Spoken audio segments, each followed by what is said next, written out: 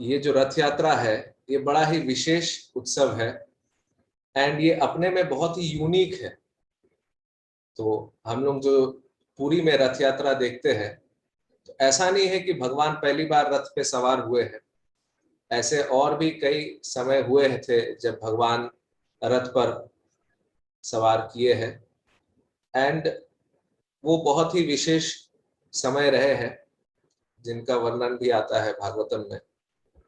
तो रथ का मतलब ऐसा ही नहीं कि सिर्फ मंदिर के शेप का होगा एंड बस नकली घोड़े दिखेंगे मगर असली में रस्सी से व्यक्ति खींचेंगे।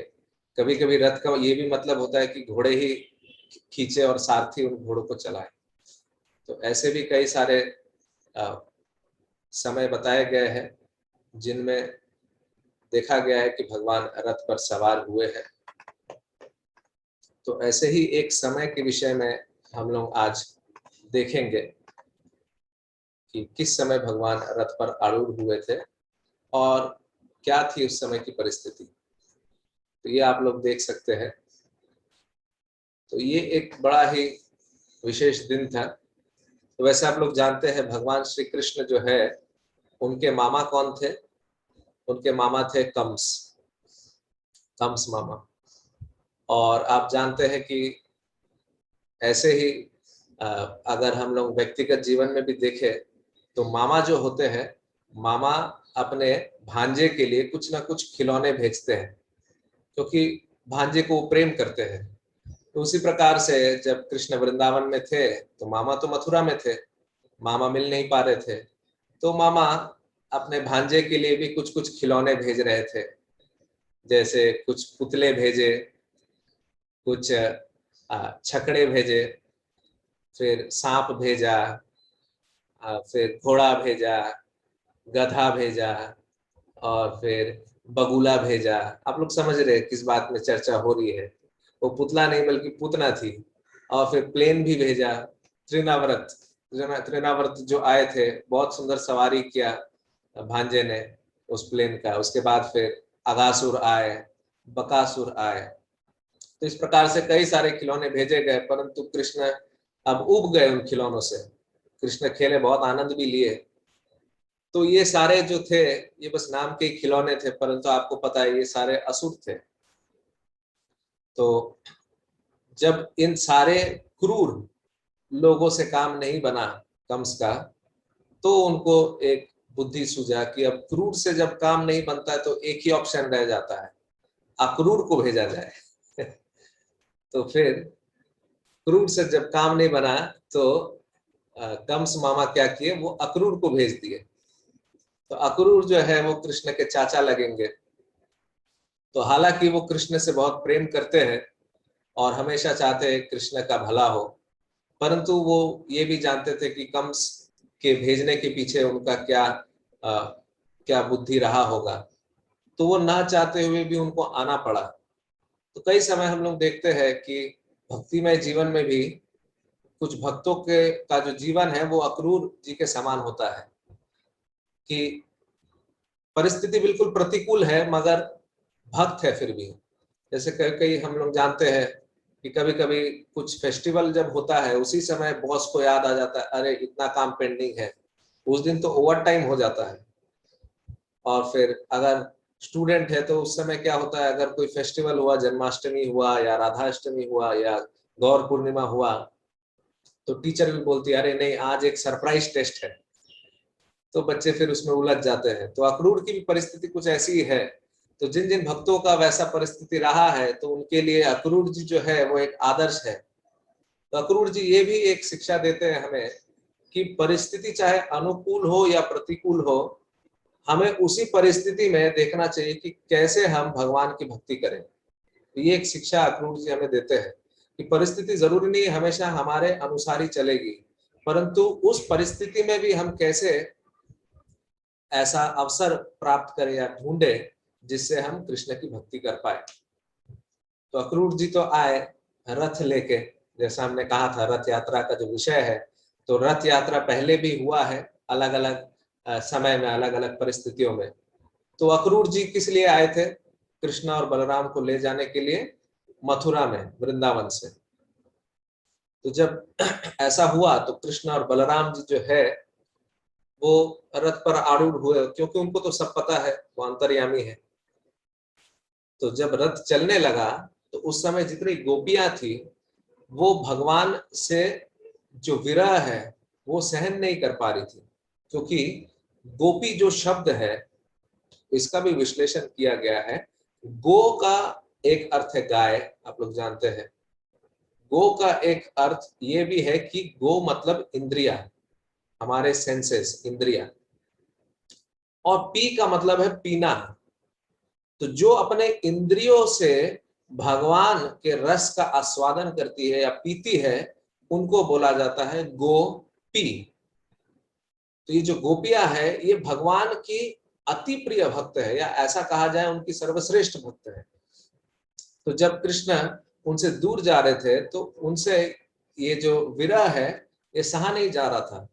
इसलिए वो क्या किए, वो रथ के सामने अपना जो हृदय है, वो जैसे रास्ता में कभी कभी क्या होता है, कोई अगर जाते हैं तो फूल छिड़कते हैं, तो वो अपने हृदय को रख देती है और अपने आप को पूर्ण रूप से समर्पित कर देती है। कभी कभी हम लोग भी देखते हैं कि रथ यात्रा जब होता है कुछ भक्त लोग कूद पड़ते हैं रथ के नीचे में, तो वो एक अलग केस है। परंतु गोपियों का जो सरेंडर है, जो शरणागति है, उसका स्तर ही कुछ और है। तो ये एक शिक्षा हमें मिलती है कि जब भी रथ यात्रा होता है तो हमें ये जो महान भक्त है भगवान की गोपियां, इनसे शिक्षा लेनी चाहिए और समझना चाहिए कि हम किस भाव से भगवान को रथ यात्रा में संबोधित करें। तो ये एक शिक्षा गोपियां हमें प्रदान करती है।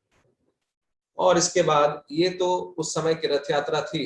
और फिर कृष्ण क्या करते हैं, वो समझते हैं कि ये गोपियां जो है मेरे से बहुत प्रेम करती है और ये बिना मेरे बिना एक समय भी रह नहीं पाती है। तो वो क्या करते हैं भगवान, कि वहां एक गोप रहते हैं, तो उनके कानों में चुपके से बता देते हैं कि मैं तो चले जा रहा हूं परंतु तुम इनको बता देना कि मैं बाद में अवश्य आऊंगा, ये आश्वासन उनको दे देना। और यह कह के फिर कृष्ण बलराम चले जाते मथुरा में। और उसके बाद तो आप लोग जानते हैं कंस के साथ युद्ध होता है और कंस का वध कर देते हैं कृष्ण। तो ये तो कृष्ण कैसे उस समय रथ यात्रा किए थे इसके बारे में था।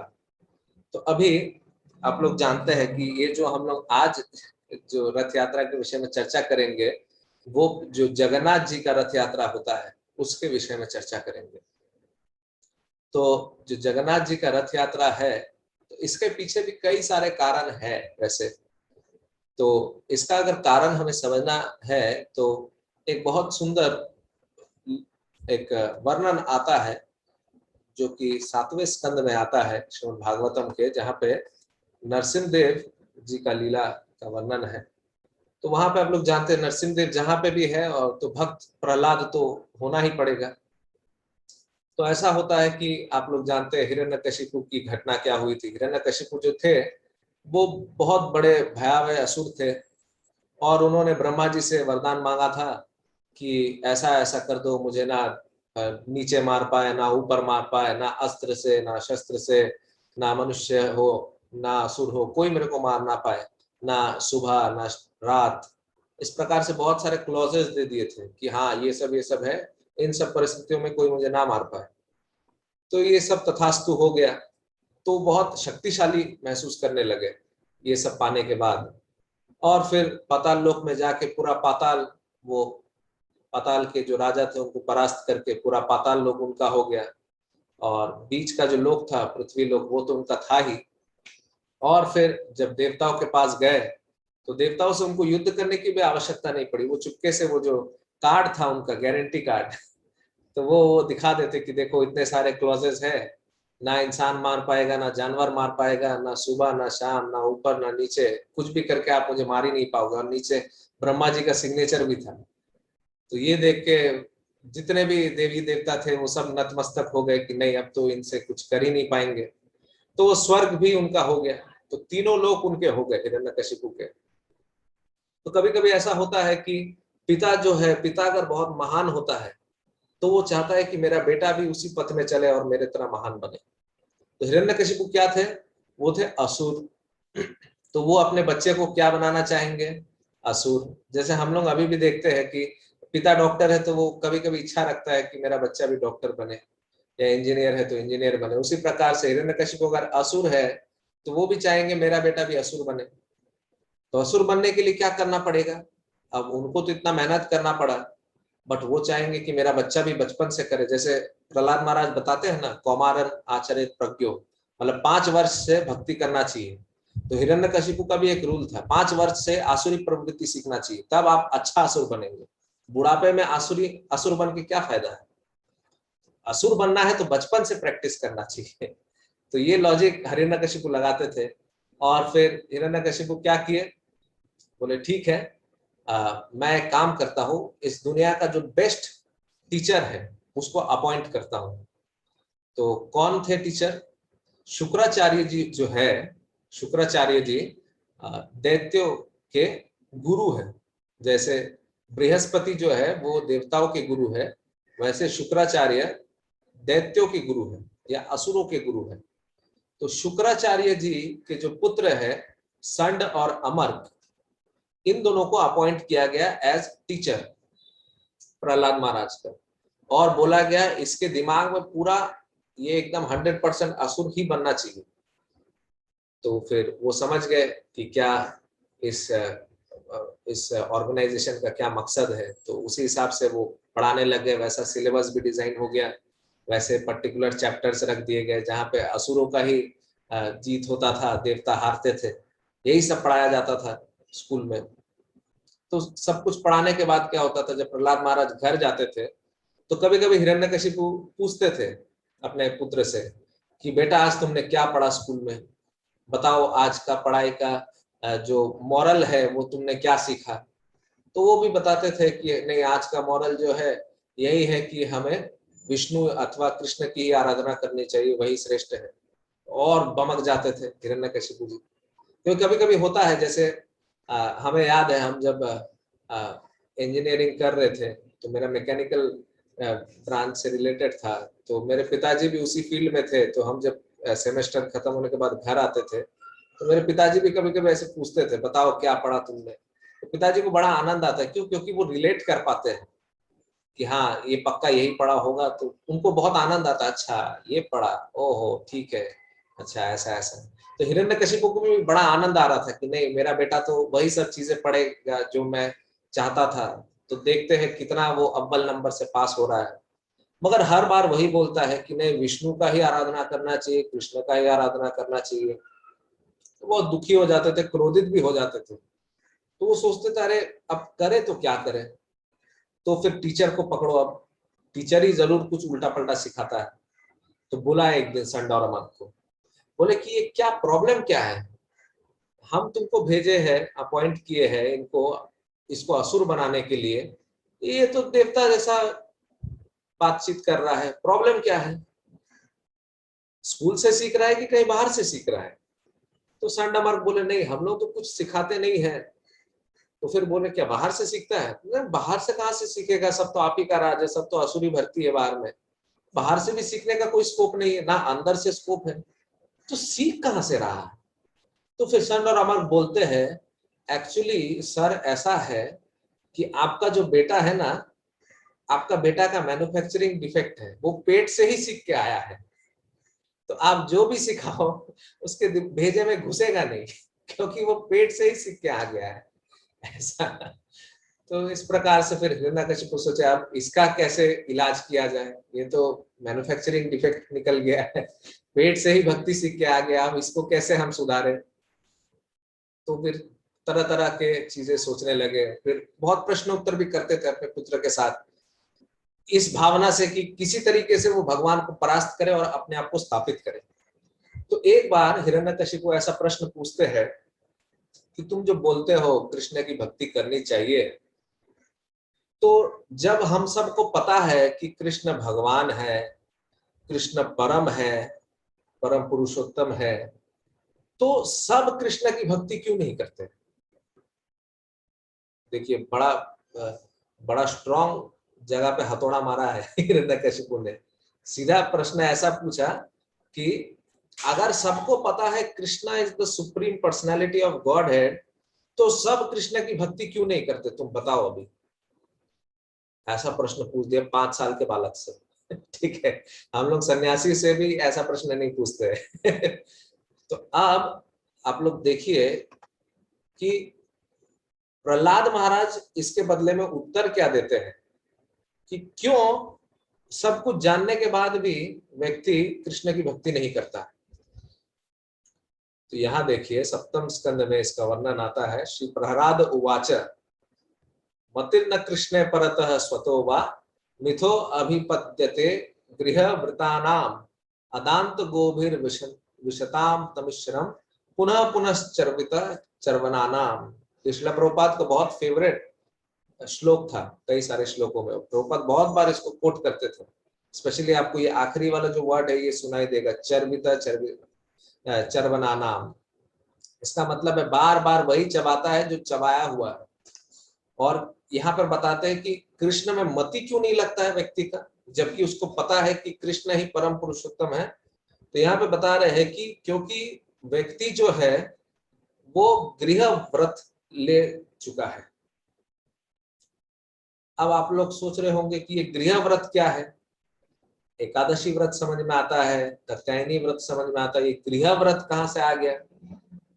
तो गृह व्रत को इस प्रकार से समझाया गया है कि जो व्यक्ति अपने परिवार में ही सब कुछ खोज लिया है, वो अपनी बीवी को ही गुरु का दर्जा दे दिया है, अपने बच्चों को शालिग्राम जैसा पूजा करने लग गया है, और वैसा जो व्यक्ति है वो भगवान की भक्ति नहीं कर पाएगा, क्योंकि वो ठान लिया है कि मुझे भक्ति नहीं करना है और मेरा जो जीवन है ये मेरे बच्चे, मेरी बीवी, इसी के बीच में इर्द गिर्द घूमता है।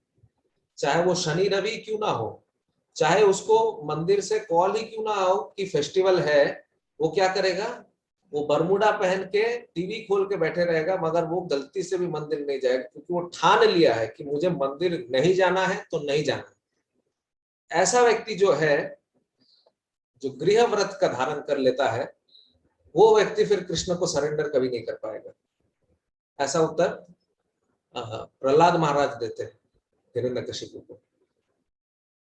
तो ये जो गृह व्रत है, जो कि घर से निकलना ही नहीं चाहते हैं, घर में ही सब कुछ बना देंगे, वो मंदिर नहीं जाना चाहते हैं, भक्तों का संग नहीं करना चाहते हैं, जो ठान लिए हैं, तो उनको विशेष रूप से कृपा करने के लिए भगवान जगन्नाथ रूप लेकर खुद मंदिर से बाहर निकल आते हैं, ताकि उनके घर के सामने से जब गुजरेंगे कि वो ना चाहते हुए भी गलती से भी उनका जब दर्शन हो जाएगा भगवान का, तब उनका उद्धार हो जाएगा। इसलिए ऐसा बताया जा रहा है कि रथे, हाँ, रथे तु वामनम दृष्ट्वा पुनर्जन्म न विद्यते। मतलब कि जो व्यक्ति भगवान जगन्नाथ को रथ में सवार होकर देख लेता है, गलती से भी मान लीजिए, या क्रोध के आवेश में या किसी भी भावना से देख लेता है, तो उसका और पुनर्जन्म नहीं होता है, उसका उद्धार हो जाता है उसी समय। तो इसीलिए क्या होता है, भगवान जगन्नाथ जो है वो ऐसे गृह व्रत पालनकारी लोगों के लिए खुद मंदिर से बाहर निकल आते हैं। और कैसे आते हैं, वो खुद अपने मूल विग्रह के रूप में आते हैं। ऐसा नहीं कि उत्सव विग्रह आता है। उत्सव विग्रह जो होता है, आप लोग कोई कभी दुर्गा पूजा अटेंड किए होंगे, या कोई भी पंडाल में जो पूजा होता है, सरस्वती पूजा हो या जो भी, जिसमें बड़ा विग्रह होता है, तो आप लोग देखे होंगे एक छोटा दुर्गा माँ का भी उत्सव विग्रह बनता है, जिसको जो पुजारी है वो पूजा करते हैं। तो हर एक मंदिर का भी वैसा उत्सव विग्रह होता है, छोटे विग्रह। तो कुछ भी अगर अनुष्ठान होता है तो वो छोटे विग्रह बाहर आते हैं, ना कि बड़े विग्रह। बड़े विग्रह हमेशा अंदर रहते हैं, मूल विग्रह जो। परंतु जगन्नाथ जी इतने कृपालु है, वो मूल विग्रह सहित बाहर आ जाते हैं। उनका विग्रह जो है वो 7 फीट का है, उतना बड़ा होने के बाद भी वो बाहर आ जाते हैं। वो इतने कृपालु है, वो चाहते हैं कि लोग उनको देखें और उनका उद्धार हो, विशेष रूप से वैसे लोग जो गृह व्रत धारण किए हुए। ऐसा, तो ये तो हुई घटना की क्यों, कई कारणों में से एक कारण ये भी है कि क्यों रथ यात्रा मनाया जाता है। तो अभी क्योंकि कल रथ यात्रा है, तो उसके विषय में हम लोग बताएंगे कि पुरी में कैसे ये जो रथ यात्रा है, जो इतने समय से चले आ रहा है, ये सेलिब्रेट होता है। तो आप लोग जानते हैं कि स्नान यात्रा जो है, स्नान यात्रा भगवान का आविर्भाव दिवस है या अपीयरेंस डे है, जिसको हम लोग सामान्य शब्दों में बर्थडे भी बोलते हैं। तो उस समय क्या होता है, भगवान को अलग अलग कुंडों से जल लेकर उन पे डाला जाता है, उनका अभिषेक होता है। और अभिषेक के बाद क्या होता है, भगवान को आ जाता है बुखार। अभी बुखार का भी कई सारा कारण बताए गए हैं। बुखार आने का एक कारण तो ये है कि ताकि जब भगवान अंदर में रहेंगे, एक तो 15 दिन का उनका क्लोजर है, 15 दिन पहले वो दर्शन नहीं देंगे, तो उन 15 दिनों में नीच जाति के लोग जो है, सबर जाति के, वो सेवा करेंगे, उनको भी अवसर मिलेगा। अन्यथा क्या है, ब्राह्मण लोग ही सिर्फ सेवा कर रहे थे मंदिर में, परंतु नीच जाति लोगों को भी सेवा करने का अधिकार मिला। ये देखिए बहुत विशेष है, क्योंकि दूसरे किसी भी मंदिर में आप चले जाओ, नीच जाति के लोगों को एंट्रेंस नहीं मिलता है गर्भगृह में, सिर्फ ब्राह्मण अलाउड है, ऐसा है। परंतु जगन्नाथ जी इतने कृपालु है कि उनको गर्भगृह में डाल के उन्हीं से सेवा लेते हैं। और फिर क्या करते हैं, और एक कारण ऐसा बताया जाता है, क्योंकि जब स्नान होता है तो उनका जो रंग है वो क्योंकि निकल आता है, तो वापस से वो विग्रह पेंट होते हैं, तो उस इसलिए भी बाहर नहीं दिखाया जाता और दर्शन बंद रहता है। और तीसरा कारण भी बताया गया है, वो ये है कि क्योंकि भगवान अभी रथ यात्रा के लिए निकलेंगे, कहाँ जाएंगे, भगवान जाएंगे सुंदराचल। भगवान अभी है नीलाचल में, नील आंचल, नील मतलब क्योंकि वो समुद्र के तट के वहां पे है, ब्लूइश कलर का है, और आंचल का मतलब है पर्वत। तो नील पर्वत में विराजमान है जगन्नाथ जी, जो कि द्वारका बताया जाता है। और द्वारका से भगवान कहाँ जाएंगे, द्वारका से भगवान वृंदावन जाएंगे, जहां वो बचपन में अपने सारे लीलाएं करे थे, और उनके अनन्य भक्त वहां पे मौजूद है। तो वहां पर जाएंगे, जो कि गुंडीचा मंदिर है, जिसका दूसरा नाम सुंदराचल भी है। ये जो रथ यात्रा है, ये रथ यात्रा का जो डेस्टिनेशन है वो सुंदराचल है, और शुरुआत का जो स्टार्टिंग पॉइंट है वो है नीलाचल। ठीक है। तो अब क्या हुआ, अब क्योंकि भगवान जाएंगे रथ यात्रा में, अब जाके वापस तो नहीं आएंगे, कुछ समय रुकेंगे भी। तो रुकने के लिए क्या हुआ, अब जो पत्नी है उनको थोड़ा समझाना पड़ेगा, क्योंकि घर यूजुअली क्या होता है, घर वाले तो सोचते हैं कि हम ही मालिक है, परंतु वास्तव में मालिक उनकी पत्नी होती है। तो उसी प्रकार से लक्ष्मी जी जो है वो द्वारका की हेड है, उस हिसाब से अगर देखा जाए तो इसीलिए भगवान क्या करते हैं, उनको थोड़ा उनके साथ समय व्यतीत करते हैं प्राइवेट में, ताकि वो भी खुश रहे, क्योंकि कुछ दिन बाद तो वो छोड़ के जाने ही वाले हैं, तो उस समय तो क्रोध होगा ही। तो थोड़ा उनको भी थोड़ा मक्खन लगाया जाता है। जैसे घर में कभी कभी अगर पति जो है वो कभी कभी अपने दोस्तों के साथ घूमने निकलता है, तो उस समय क्या होता है, पत्नी बहुत गुस्सा में आ जाती है, बोलती कि क्यों दोस्तों के साथ घूमना है, मेरे साथ तो घूमते हो नहीं, दोस्ती तुम्हारे लिए सब कुछ है, मेरे से शादी क्यों की है। ऐसे कई प्रकार के प्रश्न ला देती है। तो भगवान को भी पता है ये सब प्रश्न आने के पहले ही थोड़ा उनको थोड़ा आदर फुसलाया जाए, ताकि वो भी थोड़ा संतुष्ट रहे कि हाँ उनको भी समय दिया, बाहर वालों को भी समय दिया। तो इस हिसाब से 15 दिन जो है विशेष रूप से भगवान जो है लक्ष्मी देवी के साथ रहते हैं, और उनको अलग अलग प्रकार से प्रसन्नता प्रदान करते हैं, ताकि वो भी संतुष्ट रहे कि नहीं मेरा पति जो है वो सबका तो है ही, साथ में मेरे लिए भी प्राइवेट है, ऐसा है, मुझे पर्सनल टाइम देता है, मेरी सारी जो भी मतलब उनसे मिलने की इच्छा है, उनसे वार्तालाप करने की इच्छा है, उनको पूर्ति करता है। तो इसीलिए ठीक है, आप मेरा मन रखे तो मैं भी आपका मन रखूंगी, ठीक है, तब मैं आपको परमिशन दे दूंगी कि आप जाओ सुंदराचल, जो कि गुंडीचा मंदिर है। तो ये सारे 3 कारण हमने बताए हैं। पहला कारण क्या था, पहला कारण था कि जो एक तो कारण ये था कि अभिषेक जो होता है तो रंग हट जाता है भगवान का। दूसरा कारण मैंने बताया कि सबर जाति के जो लोग हैं, जिनको नीच जाति कहा गया, उनको भी भगवान अवसर देते हैं सेवा करने के लिए, जो बहुत ही स्पेशल और यूनिक है जगन्नाथ जी के लिए। और तीसरा रीजन बताया ताकि लक्ष्मी जी भी संतुष्ट रहे और वो भी परमिशन दे दे जाने के लिए।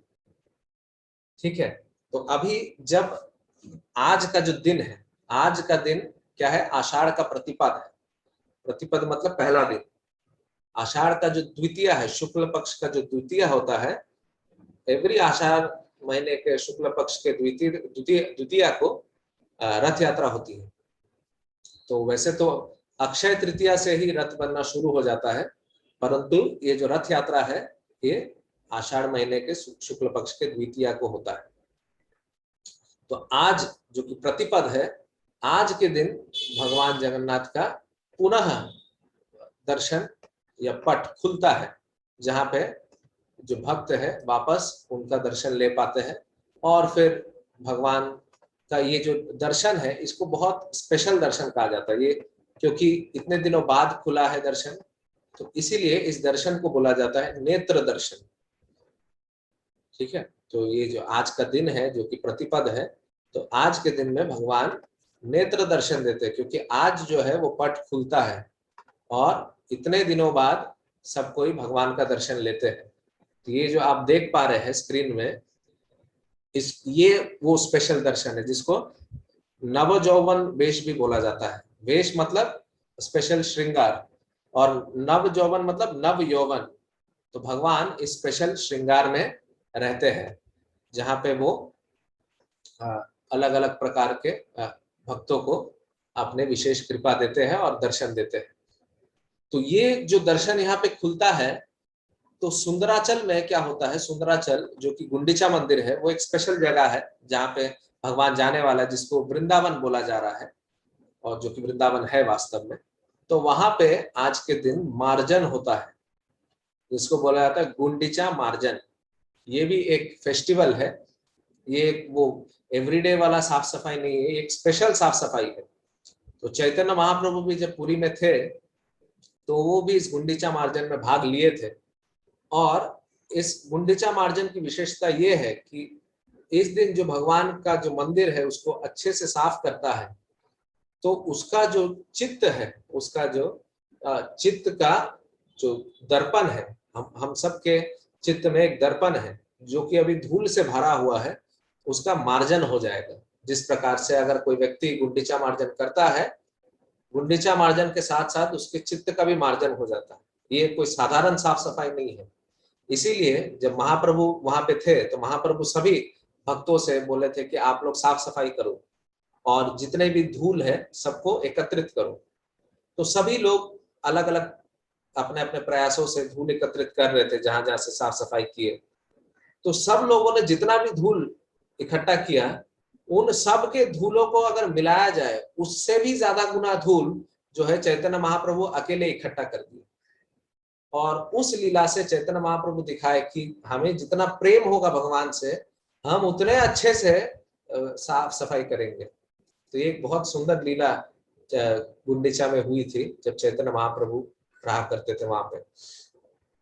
और उसके बाद क्या होता है, उसके बाद आज के रात को भगवान को बहुत सुंदर से सजाया जाता है, उनको खिचड़ी भोग लगाया जाता है और अलग अलग वहां के विधि विधान है उनका संपादन किया जाता है। और उसके पश्चात अगले दिन भगवान को रथ तो सजा हुआ है, अगले दिन भगवान को निकाला जाता है रथ सवारी के लिए। और ये जो भगवान को गर्भगृह से लेके सिंह द्वार से निकाला जाता है, गर्भगृह से लेके जो रथ में आरूढ़ कराने का जो प्रोसेस है या ये जो तरीका है, इसको पहंडी विजय बोलते हैं। पहंडी विजय, ये जो पहंडी विजय है, ये जो शब्द आया है, ये शब्द दक्षिण भारत के एक राजा थे, उसका नाम था पांडेय विजय। पांडेय विजय के जो मंत्री थे देवेश्वर शर्मा, उनके मदद को लेकर, क्योंकि जगन्नाथ जी उस समय क्या थे, जो बौद्ध धर्म है उनके चंगुल में थे, तो उनसे उद्धार कराने के लिए जो ये देवेश्वर शर्मा थे वो मदद किए थे। और उनके रिक्वेस्ट से पांडे विजय जी पुनः रथ यात्रा को शुरुआत किए थे। इसीलिए जो ये पांडे विजय है, इन्हीं के नाम के ऊपर ये जो प्रोसेशन है इसको रखा गया, जिसको बोला जाता है पहंडी विजय। तो समय के साथ वो परिवर्तन होकर पहंडी हो गया। इस पहंडी विजय में भगवान को गर्भगृह से फिर उनको रथ में बैठाया जाता है। और ये जो आप देख रहे हैं भगवान के ऊपर जो उनका एक स्पेशल मुकुट है, इसको टाया बोलते हैं। ये जो है ये 16 का बना हुआ रहता है। और भगवान को इस समय एक गद्दे पे उठाकर ले आया जाता है। और जब उनको ले आया जाता है तो भगवान बहुत डोलते हैं। क्यों डोलते हैं इसके बारे में भी बताया जा रहा है। आचार्यों ने ऐसा टीका किया है कि भगवान जो है उस समय कि वो श्रीमती राधा रानी का रसपान किए हुए है, उनके विरह का रसपान किए हुए है, इसीलिए वो इतने इतने इंटॉक्सिकेटेड है उस समय कि वो अपने आप को संभाल ही नहीं पा रहे। उनकी हालत ऐसी हो गई है। इसीलिए वो, हालांकि बहुत पास में है मंदिर से का गर्भगृह जो है वो रथ से उतना दूर नहीं है, परंतु वहां से इतना छोटा डिस्टेंस कवर करने में भी बहुत घंटे लग जाते हैं भगवान को बाहर लाने के। तो उनको बहुत नचा नचा के लाया जाता है। और क्योंकि भगवान पूर्ण रूप से इंटॉक्सिकेटेड है उस समय, वो उस भाव में है कि वो वृंदावन पुनः जा रहे हैं द्वारका छोड़ के और अपने रसिक भक्तों से मिलने जा रहे हैं। तो इसीलिए भगवान उसी हिसाब से डोल डोल के जा रहे हैं। और जो गद्दा रहता है, भगवान के भार से वो गद्दा फट जाता है और उसमें जितने भी रूई है सब बाहर निकल के छितर पितर हो जाते हैं और पूरे भक्तों के ऊपर वो सफेद सफेद छिड़काव हो जाता है। तो एक बहुत रमणीय परिस्थिति हो जाती है उस समय। तो उसी भाव से जो दैत्यपति है, जिनको पांडा बोला जाता है, तो उनको भगवान को गर्भगृह से धीरे धीरे करके बाहर लाया जाता है। तो इस समय क्या होता है, इस समय भगवान जो है, जैसा कि हमने बताया, तो भगवान बहुत ही नशे में रहते हैं ऐसा। और भगवान का जो ये रूप है ये बड़ा ही कृपालु है। इस समय भी अगर कोई दर्शन करके कुछ भगवान से मांग ले तो भगवान तुरंत ही उनको दे देते हैं, जो भी उनकी इच्छा हो ऐसा। तो इसके बाद क्या होता है फिर, तो इसके बाद भगवान को धीरे धीरे लाया जाता है।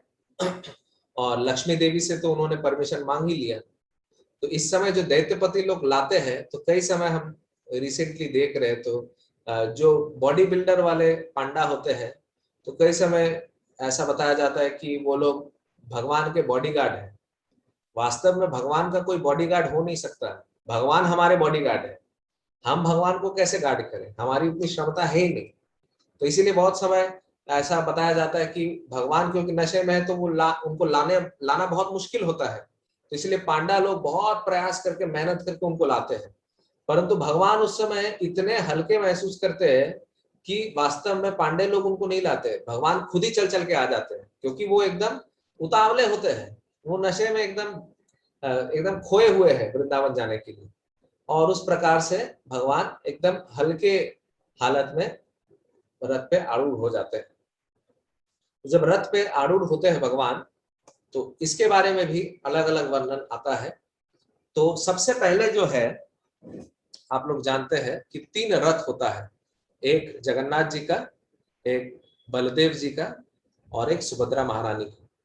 तो सर्वप्रथम क्या होता है, जो सुदर्शन है भगवान का, जो कि भगवान के बाएं तरफ रहता है, तो सुदर्शन को सर्वप्रथम लाया जाता है। तो सुदर्शन क्या करते हैं, सबसे पहले सुदर्शन के साथ जितने 3 रथ हैं उनका प्रदक्षिणा होता है। तो ये इसीलिए किया जाता है ताकि वो प्रोटेक्शन दे। और अल्टीमेटली उनको सुभद्रा महारानी के रथ में रखा जाता है, क्योंकि सुभद्रा महारानी क्योंकि बहन है भगवान की, और दोनों की, कृष्ण और बलराम की, तो दोनों ही चिंतित रहते हैं अपने बहन के लिए। तो इसीलिए सुदर्शन को बताते हैं कि तुम सुभद्रा महारानी के साथ रहो और उनको प्रोटेक्शन दो। तो सुभद्रा महारानी के रथ में सुदर्शन रहते हैं। उसके बाद फिर सुभद्रा महारानी आती है। पहले कौन आया, पहले सुदर्शन आए, फिर सुभद्रा महारानी आई। सुभद्रा महारानी फिर अपने रथ में आरूढ़ हुई। उसके बाद आते हैं बलभद्र या बलदेव या बलराम, तो वो आते हैं और फिर वो अपने रथ पे आरूढ़ होते हैं। और लास्ट में जगन्नाथ जी आते हैं और फिर अपने रथ पे चलते हैं। और ये जो रथ के चलने का जो विधि है, सबसे आगे रहते हैं बलराम जी का रथ, उसके पीछे होता है सुभद्रा महारानी का रथ, और उससे भी आखिरी में होता है जगन्नाथ जी का रथ। तो इस ऑर्डर में रथ चलता है। और ये जो आप चित्र देख रहे हैं, ये जो रथ है ये जगन्नाथ जी का रथ है, और इस रथ को नंदी घोष बोला जाता है। इस रथ का नाम है नंदी घोष, और ये इसी रंग का होता है, लाल पीला। ठीक है। अब देखिए, ये जो रथ है जो आप देख पा रहे हैं, ये है बलराम जी का रथ। इसका नाम है ताल ध्वज, क्योंकि इसके ऊपर में ताल का जो पेड़ है उसका आप देख सकते हैं, गेट के आसपास में 2 ताल के पेड़ हैं, वो चिन्हांकित किए हुए हैं कि ये बलराम जी का रथ है। तो ये बलराम जी का रथ जो है ये लाल और हरे रंग का होता है। और ये है सुभद्रा महारानी का रथ। सुभद्रा महारानी का रथ जो है, इसका नाम है दर्प दलन। दर्प दलन रथ जो है वो लाल और काले रंग का होता है, जो कि बीच में रहता है, और इसमें माता सुभद्रा रहती है। तो ये तो हो गई रथ की बात। और रथ खींचेगा कौन? घोड़े होने चाहिए। तो ये जो घोड़े आप देख पा रहे हैं, ये है जगन्नाथ जी के रथ के घोड़े, और उनके रथ का नाम है नंदी घोष। और रथ चलाने के लिए सारथी भी चाहिए, तो उनके सारथी का नाम है दारुका। आगे देखते हैं। और यहाँ जो आप देख पा रहे हैं, ये बलराम जी के रथ के घोड़े हैं, जो कि काले रंग के होते हैं, और इनका जो सारथी है उसका नाम है माताली। और यहाँ पे जो आप घोड़े देख रहे हैं, ये है सुभद्रा महारानी के रथ के घोड़े। उनका रथ का नाम है दर्प दलन, और इन घोड़ों के सारथी है अर्जुन। तो इस प्रकार से तीनों के अलग अलग रंग के घोड़े होते हैं। जो नंदी घोष है जगन्नाथ जी का रथ, उनका रथ का घोड़ा का रंग जो है वो श्वेत रंग का होता है। बलराम जी के रथ का रंग, घोड़ों का रंग काला होता है, और सुभद्रा महारानी के घोड़ों का रंग भूरा होता है, ब्राउन ऐसा। तो ये तो रथ की बात हो गई। तो जो पहिए लगे हुए हैं रथ में, तो उसके बारे में भी देख लेते हैं। तो यहाँ आप देख सकते हैं, जो नंदी घोष है जगन्नाथ जी का रथ है, उनमें 16 पहिए होते हैं। 16 पहिए। तो ये जो आप अभी चित्र में देख रहे हैं, ये जगन्नाथ जी का ही रथ है। तो इसलिए देखिए 4 4 4 4, कुल मिलाकर 16 चक्का होता है। और जो दर्प दलन है, जो कि सुभद्रा महारानी का रथ है, वो 12 पहियों का होता है। और जो ताल ध्वज है वो 14 पहियों का होता है, जो कि बलराम जी का है। अब ये तो हो गई रथ की बात। तो अभी रथ खींचेंगे कैसे? रस्सी की भी तो आवश्यकता होगी। तो ये देखिए, ये जो रस्सी है, इनके भी अलग अलग नाम है। जो जगन्नाथ जी का रस्सी है उसका नाम है शंखचूड़ नगिनी, और जो बलदेव जी का रथ है उसका जो रस्सी है उसका नाम है बासुकी नाग, और जो सुभद्रा महारानी का रथ है उसका नाम है स्वर्णचूड़ नगिनी। तो ये 3 रथ के 3 अलग अलग जो रस्सी है, ये आपको स्क्रीन में दिख रहा है, इनका नाम क्या है। तो ये यदि कोई दर्शन करना चाहे इन रस्सियों का या घोड़ों का या पहियों का, तो ये आप गुंडीचा मंदिर में कभी भी जब जाएंगे, तो वहां पे जो पिछले साल का रथ यात्रा था, तो उसके रथ के पहिए आपको दिखेंगे, घोड़े भी दिखेंगे, और ये रस्सी भी दिखेंगी। तो आप उनको छू भी सकते हैं, प्रणाम भी कर सकते हैं। तो ये जो आप देख पा रहे हैं, ये है बड़ो दांडव।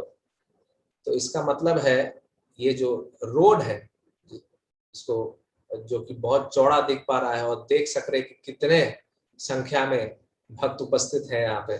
तो इस प्रकार से ये जो रोड है ये सीधा जाता है गुंडीचा मंदिर तक, जो कि सुंदराचल है, जो कि वृंदावन है, और भगवान द्वारका से वृंदावन की ओर प्रस्थान कर रहे हैं। तो ये जो रोड है इसको बड़ोदांडो बोला जाता है। अब देखिए, यहाँ पे देख सकते हैं कि एक व्यक्ति यहाँ पे झाड़ू मार रहा है। तो ये व्यक्ति कौन है? ये है गजपति।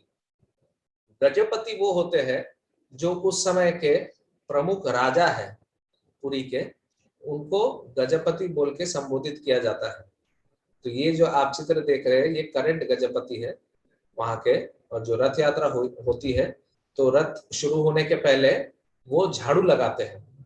तो एक बहुत सुंदर तरीका है लोगों को ये शिक्षा प्रदान करने का कि जो राजा है उसको ऐसे ही होना चाहिए कि वो पूर्ण रूप से भगवान पर समर्पित हो, क्योंकि राजा जो भी करेगा प्रजा उसको फॉलो करेगा। तो राजा अगर नास्तिक है तो प्रजा स्वतः ही नास्तिक हो जाएगा, परंतु राजा अगर भक्त है तो प्रजा को बाध्य होना पड़ेगा भक्त होने के लिए। तो इसीलिए यहाँ से एक शिक्षा मिलती है कि जो भी फैमिली में सीनियर हो या कंपनी में सीनियर हो या अपने अपने स्थानों पर सीनियर है जो, तो उसको भक्त होना चाहिए, क्योंकि वो अगर भक्त होगा वो अपने अनुयायियों को भी भक्ति का ही मार्ग दिखाएगा, ना कि अभक्ति का मार्ग दिखाएगा।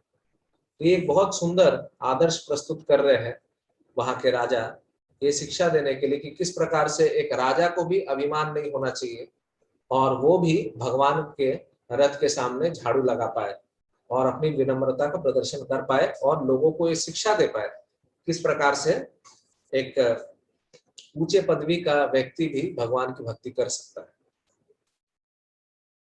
तो अभी आगे देखिए, ये जो आपको चित्र दिख रहा है ये है गुंडीचा मंदिर, जिसको हम लोग इतने समय से चर्चा कर रहे थे, जो कि सुंदराचल के नाम से भी प्रसिद्ध है और जो कि वृंदावन है।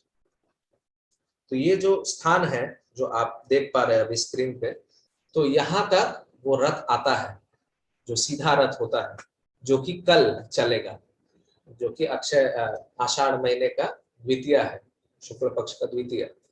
तो इस समय जब रथ जाता है तो रथ एक बार बीच में रुकता है, जो नीलाचल और सुंदराचल के बीच में एक स्थान है उसका नाम है बलगंडी। बलगंडी नाम के स्थान पे रथ रुकता है और वहां पे जितने भी भक्तगण है सब भगवान को भोग अर्पित करते हैं और फिर उनसे भोग स्वीकार करने के बाद भगवान फिर प्रस्थान करते हैं और वो अल्टीमेटली गुंडीचा मंदिर में पहुंच जाते हैं। तो जब गुंडीचा मंदिर में पहुंचते हैं तो गुंडीचा मंदिर में पहला दिन भगवान, मतलब जो पहली रात है उस दिन वो गुंडीचा के अंदर प्रवेश नहीं करते, उस दिन वो रथ पे ही रहते हैं। और उसके बाद वाले दिन फिर क्या होता है, फिर पहंडी विजय करके उनको वापस से स्वागत किया जाता है और उनको वहां पे रहने के लिए वहां बेदी बनाया हुआ है। आप कभी भी जाएंगे वहां, फोटो तो लेने मिलता नहीं है परंतु उस बेदी का देख पाते हैं। वहां पे उनको 7 दिनों तक रखा जाता है। तो ऐसा क्यों किया गया था, क्योंकि जब भगवान प्रकट हुए थे तो जो इंद्रदुम्न महाराज थे, तो इंद्रदुम्न महाराज जी ने भगवान से ये प्रार्थना की थी कि हे प्रभु कृपा करके मुझे कोई संतान मत प्राप्त होने देना या मुझे कोई संतान ना देना। तो ऐसा जब उन्होंने कहा तो सबको लगा कि अरे ऐसा क्यों वरदान मांग रहे हैं, क्योंकि इंद्रदुम्न महाराज को पता था कि अगर फ्यूचर में मेरा जो बेटा है वो भक्त नहीं बनेगा तो वो क्या करेगा, वो अननेसेसरली क्लेम करने लगेगा कि नहीं ये तो मेरा प्रॉपर्टी है, मेरे पिताजी का है।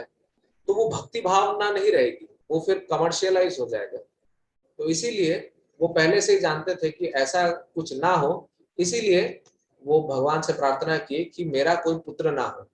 अब भगवान फिर उनकी ये सद्भावना को देखते हुए फिर उनको तथास्तु करते हैं। तो इंद्रदुम्न महाराज तो बड़े प्रसन्न रहते हैं, परंतु उनकी जो पत्नी है गुंडीचा वो प्रसन्न नहीं रहती है, क्योंकि उनको इच्छा थी कि मेरा भी कोई संतान हो।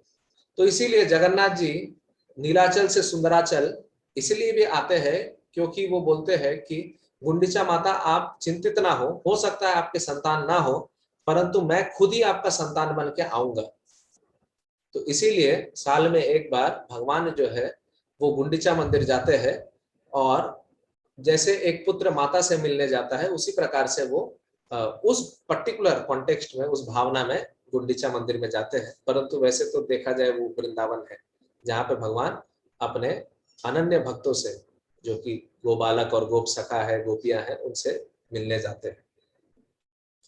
तो यहाँ तो गुंडीचा मंदिर में भगवान पहुंच गए, इसीलिए गुंडीचा मंदिर में 7 दिन का गिनकर पूरा उनका श्रृंगार का सब सामान रहता है ताकि उन 7 दिनों में उनकी अच्छे से सेवा हो सके।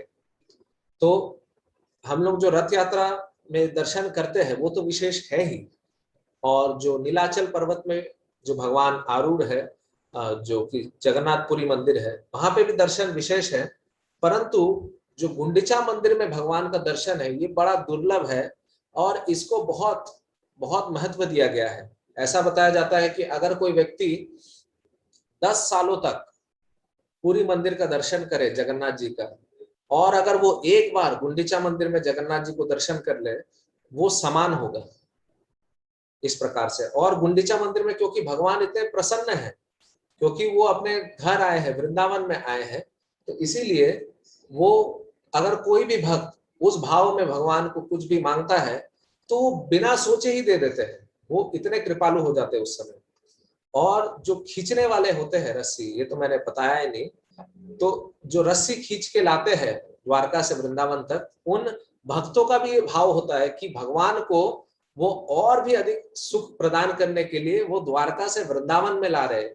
क्योंकि द्वारका में भगवान रहते तो है, परंतु उनका हृदय जो है वो हमेशा हमेशा के लिए वृंदावन में ही है। तो वो फॉर्मली द्वारका में है, बट उनका हृदय हमेशा वृंदावन में है। इसीलिए जो भक्त होते हैं उनका भी ये इच्छा रहता है कि कैसे वो गोपियों के साथ भगवान का फिर से मिलन कराए। इसीलिए वो उस भाव के साथ रस्सी को खींच के गुंडीचा मंदिर में लाते हैं, ताकि वो भी भगवान जो है वो अपने अनन्य भक्तों के साथ मिले इस प्रकार से। तो ये तो यहाँ की बात हो गई। अब इस बीच एक घटना होती है। वो घटना क्या है? वो घटना है पंचमी के दिन एक घटना घटती है। वो क्या है? उसको बोला जाता है हेरा पंचमी। हेरा पंचमी, ठीक है। हेरा का मतलब है देखना। तो क्योंकि जगन्नाथ जी जो है वो बोले थे कि 2-3 दिन में ही लौट आएंगे। अब इतना दिन हो जा रहा है, लक्ष्मी देवी भी चिंतित है, मेरे पति पता नहीं कहाँ है। भरोसा करके छोड़ तो दिए थे अपने भाई और बहन के साथ उनको, परंतु अभी पता नहीं वहीं पे लग रहा बस गए हैं। तो मेरे को थोड़ा जाके उनको देखना चाहिए कि मेरा पति आखिर क्यों इतना समय लगा रहा है। तो लक्ष्मी देवी हेरा पंचमी के दिन गुंडीचा मंदिर में जाती है और फिर वहां पे क्रोधावेश में आके जगन्नाथ जी के रथ को तोड़ती है और फिर उनके जो भी सेवक है उनको भी डांटती है और उनको बहुत भला बुरा कहती है कि क्यों इतना समय लग रहा है इत्यादि। और फिर जगन्नाथ जी को ऐसे सब कुछ बोल बाल के वो वापस अपने द्वारका, जो कि पुरी मंदिर है, वहां पे वापस लौट आती है। तो ये हेरा पंचमी ये घटना होती है।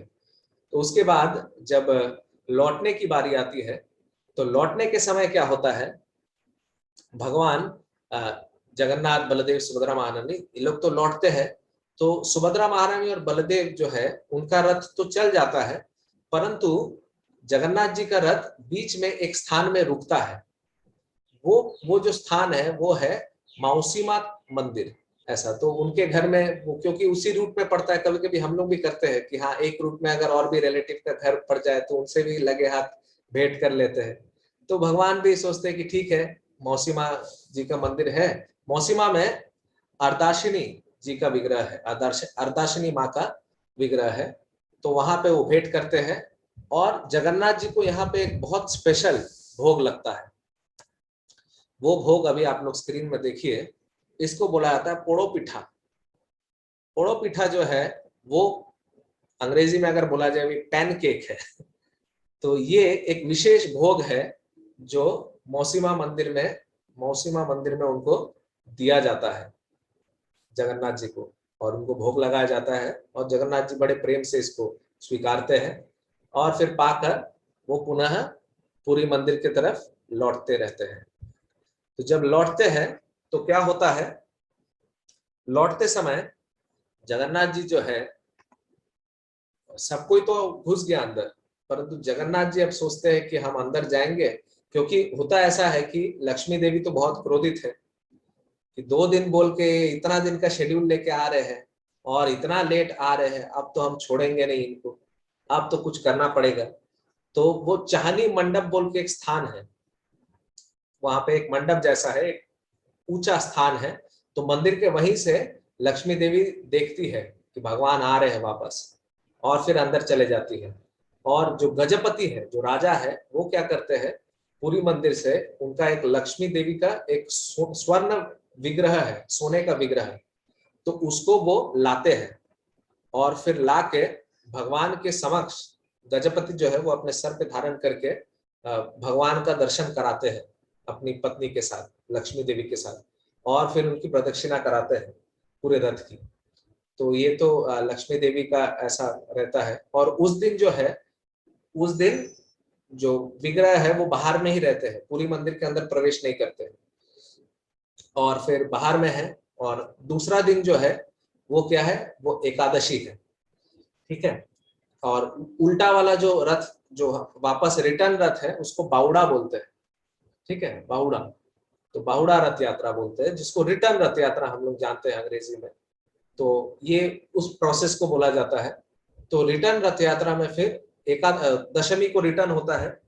और एकादशी के दिन क्या होता है, एकादशी के दिन बाहर में ही भगवान को एक विशेष श्रृंगार किया जाता है, उसको बोलता है सुनावेश। तो भगवान को एकदम स्वर्ण से सजाया जाता है। आप लोग स्क्रीन में देख सकते हैं कितने सुंदर से पूरा सोने से भगवान को सजाया गया है। तो ऐसा बताया जाता है करीब 208 किलो सोना भक्त का जो स्वर्ण है, ज्वेलरी है, उनको उससे श्रृंगार कराया जाता है। तो पूरे साल में भगवान को 5 बार श्रृंगार कराया जाता है, और उनमें से एक श्रृंगार जो है वो मंदिर के बाहर होता है, जो कि सुनावेश बोला जाता है। तो यहाँ आप देख सकते हैं जगन्नाथ जी है। ऐसे ही सुभद्रा महारानी को भी सजाया जाता है, और ठीक ऐसे ही बलभद्र जो कि बलदेव है, उनको भी इसी प्रकार से श्रृंगार कराया जाता है। तो यहाँ पर आप देख सकते हैं कि जगन्नाथ जी को जो श्रृंगार कराया गया है, तो यहाँ देखिए जगन्नाथ जी के हाथ भी है और जगन्नाथ जी के पैर भी है। तो कई समय लोग बोलते हैं अरे जगन्नाथ जी के तो पैर ही नहीं है, तो वो कैसे चलेंगे। परंतु शास्त्र में बोला जाता है भगवान तो बहुत चलते हैं, ऐसा। तो ऐसा बताया जाता है, आचार्यगण ऐसे बताते हैं कि कभी अगर कोई व्यक्ति बहुत तीव्रता से बहुत तेज दौड़ता है तो उसके पैर नजर नहीं आते हैं। आप लोग कभी देखिएगा, कोई व्यक्ति अगर बहुत तेज दौड़ता है तो उसके पैर दिखेंगे नहीं। तो पैर नहीं दिखते हैं मतलब इसका ये मतलब नहीं कि उसके पैर नहीं है, उसके पैर है, मगर वो इतने तीव्र गति से भाग रहे हैं कि दिखाई नहीं पड़ रहे। उसी प्रकार से जगन्नाथ जी का जो पैर है वो इतना तेज भाग रहा है कि वो दिखाई नहीं पड़ रहा है, ऐसा वर्णन देते हैं शास्त्र में। तो उसके बाद सुनावेश है, उसमें भगवान को श्रृंगार कराया जाता है। तत्पश्चात द्वादशी को भगवान को एक और स्पेशल भोग लगाया जाता है, उसको बोला जाता है अधरपन भोग। अधर आप लोग जानते हैं, अधर मतलब होठ होता है। तो ये भगवान तो ऐसे जानते 7 फीट के है जो विग्रह है, तो होठ के लेवल पे भगवान को उतना बड़ा, मतलब उतना जमीन से लेके होठ तक उतना बड़ा ये क्या बोल कंटेनर होता है मटके का, जिसमें वो अदरपन भोग लगता है। उसमें अलग अलग प्रकार के जो भी ड्राई फ्रूट्स है, मिल्क है, इलायची है और जल है, इससे एक बहुत सुंदर एक पेय बनाया जाता है, उनको ऑफर किया जाता है, और उसको वहीं पे रथ में ही तोड़ा जाता है ताकि जितने देवी देवता है उनको भी वो टुकड़े मिले और वो भी उस महाप्रसाद को प्राप्त कर पाए। तो ऐसा एक लीला होता है वहां पे। और उसके बाद क्या होता है, अब तक भगवान को एंट्री मिला नहीं अंदर में, ठीक है। बलराम सुभद्रा महारानी चुपके से घुस जाते हैं अंदर। अब भगवान को तो लक्ष्मी देवी घुसने देती नहीं है, वो भी क्रोधित रहती है कि 2 दिन बोल के इतना दिन लगा दिया, ऐसे ऐसे कैसे होता है। तो फिर क्या हुआ, तो फिर लक्ष्मी देवी क्या करती है, भेंट मंडप है, वो भी एक ऊंचा स्थान है, तो वहां से वो देखते रहती है रात को। और फिर जगन्नाथ जी और लक्ष्मी देवी के बीच में आंखों आंखों से इशारों में बात होता है, और जगन्नाथ जी उनको कन्विंस करने का प्रयास करते हैं। और फिर क्या करते हैं, जितने जगन्नाथ जी के सेवक हैं वो लक्ष्मी देवी के जो द्वारपाल में खड़े हैं, उनके लक्ष्मी देवी के सेवक उन लोग भी एक दूसरे से बात करके कुछ एक मतलब समझ रहे ना, मतलब मिली भगत करके, ताकि ये ठंडा हो जाए और जगन्नाथ जी को अंदर जाने मिले। तो ऐसा चलता है रात भर। और फिर जगन्नाथ जी सोचते कि अच्छा ठीक है, गुस्सा है तो कुछ मुंह मीठा कर देते तो शांत हो जाएंगे, तो रसगुल्ला भेजते हैं। तो जगन्नाथ जी के सेवकों की तरफ से रसगुल्ला जाता है माता लक्ष्मी के लिए, और वो जब उसको पाती है तो बहुत प्रसन्न होती है, और फिर उसके बाद बोलती ठीक है, उनका गुस्सा ठंडा हो जाता है। उसके बाद जगन्नाथ जी मंदिर में प्रवेश कर जाते हैं। इसीलिए जिस दिन प्रवेश करते हैं मंदिर में, उस दिन पूरे पुरी में ऐसा प्रथा है कि क्योंकि भगवान खुद लक्ष्मी देवी की प्रसन्नता के लिए रसगुल्ला बांटे थे, तो पूरी पुरी में जितने भी रिलेटिव है उनको भी भक्त लोग क्या करते हैं, रसगुल्ला बांटते फिरते हैं। ये एक खुशी का माहौल है कि हाँ चलो उनका मिलन हुआ है इतना समय के बाद। तो ये आप देख सकते कितना रस है इस रथ यात्रा में। जब जाते हैं उसमें भी रस है, क्योंकि उस भाव से ले जा रहे हैं कि भगवान वृंदावन जा रहे हैं। अपने भगवान जो है श्याम सुंदर, वो द्वारका में इतने दिन थे, इतना फॉर्मली रहते थे, परंतु अभी वो जाएंगे, खुशी खुशी रहेंगे, जैसे वो एकदम फ्रीडम के साथ, जिसको बोला जाता है।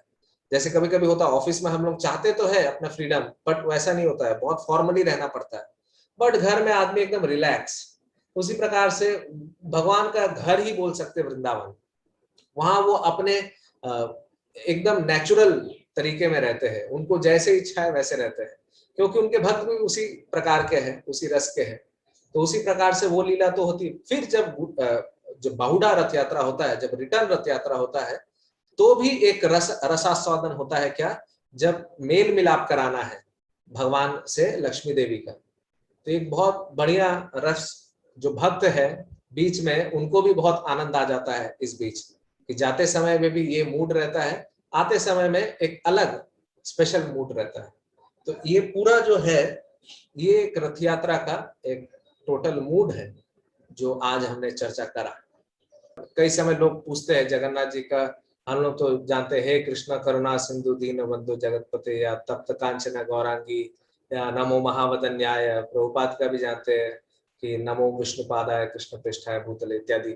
तो जगन्नाथ जी का मंत्र क्या है, आप तो एक जानते ही होंगे, नीलाचल निवासाय नित्याय परमात्मने बलभद्र सुभद्रभ्यम श्री जगन्नाथाय ते नमः। कोई पूछ सकता है सुभद्रा महारानी और बलभद्र का क्या प्रणाम मंत्र है? तो उन तीनों का भी एक विशेष मंत्र है, जो आपको मैं अभी स्क्रीन में दिखाऊंगा। तो ये आप लोग कृपया करके देख लीजिए। तो जगन्नाथ जी का ये विशेष एक मंत्र है, जो है देव देव जगन्नाथ प्रवनर्ति विनाशना त्राहिमाम पुंडरीकाक्ष पतितम भवसागरे। जगन्नाथ जी जो है वो सारे अनर्थों और इत्यादियों का विनाश करते हैं, और वो क्या करते हैं, पतितों को भवसागर से पार लगाते हैं। और बलभद्र जी जो है उनका भी प्रणाम मंत्र है, नमस्ते तु हलग्राम, नमस्ते मूषलायुध, नमस्ते रेवती कांत, नमस्ते भक्तवत्सल। तो आप लोग जानते हैं मूषल और हल जो है ये बलदेव जी का प्रमुख अस्त्र है। तो मूषल से वो लड़ते हैं, और हल जो है, हल से वो जोतते हैं। इसीलिए जो एग्रीकल्चर और काउ प्रोटेक्शन जो है, वो हमारे संस्कृति में क्यों है, हम लोग जानते हैं कृषि रक्षक और गो रक्षक, क्योंकि ये दो भाई जो है कृष्ण और बलराम, ये हमें दो चीजें सिखाते हैं। कैसे गो रक्षक करना है कृष्ण सिखाते हैं, कैसे कृषि रक्षक करना है वो बलदेव सिखाते हैं। इसीलिए नमस्ते हलग्राम, नमस्ते मूषलायुध, नमस्ते रेवती कांत, नमस्ते भक्तवत्सल, कि वो भक्तवत्सल है, और वो माता रेवती जो कि उनकी धर्म पत्नी है, उनके भी प्रिय है। और सुभद्रा माता का भी प्रणाम मंत्र है, जय देवी भक्ति धात्री प्रसीद परमेश्वरी, जय देवी सुभद्रे त्वं सर्वेशम भद्रदायिनी। तो इसका मतलब है कि वो भक्ति दात्री है, मतलब वो भक्ति प्रदान करने वाली है। और ये कौन है? सर्वेशाम भद्रदायिनी, वो भद्र प्रदान करती है। भद्र मतलब मंगलमय, अभद्र मतलब तो आप लोग जानते ही है, अभद्र का उल्टा है भद्र। तो जो ऑस्पिशियस है, जो मंगलमय है, तो उसको वो प्रदान करती है सुभद्रा महारानी। तो इस प्रकार से ये तीनों का प्रणाम मंत्र है।